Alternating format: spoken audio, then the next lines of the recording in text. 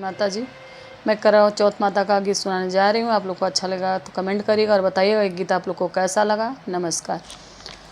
पूजब गौरा मैया के चरणवा मांगब वरदनवा ए मैया। पूजब करवा चौथ मैया के चरणवा मांगब वरदनवा ए सखी।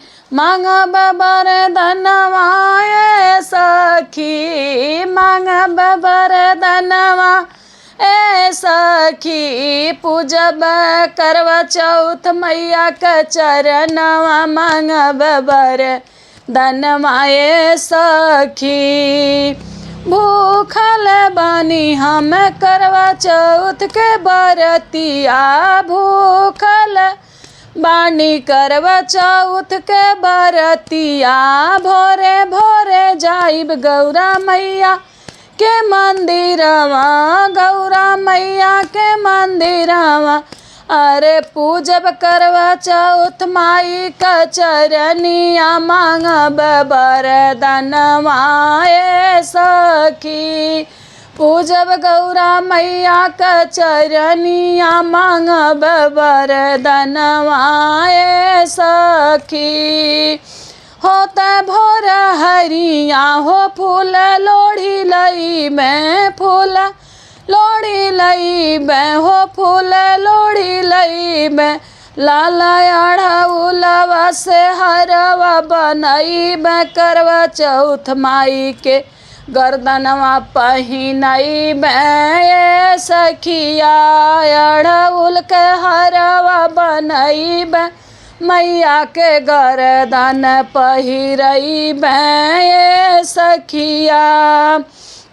गौरा मैया जी से मांगब वरदनवा।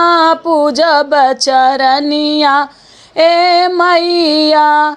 नैहर में मांगब भैया से भतीजवा। भैया से भतीजवा। अरे सासुर में सब परिवारवा। मांगब वरदनवा ए मैया। अरे अम्मा जी के 16 सिंगरवा। मांगब वरदनवा ए मैया। अरे भाभी जी के 16 सिंगरवा। मांगब वरदनवा ए सखी। ससुर में मांगी सासु ससुर जी के। होली खेलन के लहुरा देवरवा। मांगिले वरदनवा ए मैया। होली खेलन के लहुरा देवरवा। मांगिले वरदनवा ए मैया। पूजब गौरा मैया का चरनिया। मांगब वरदनवा ए मैया।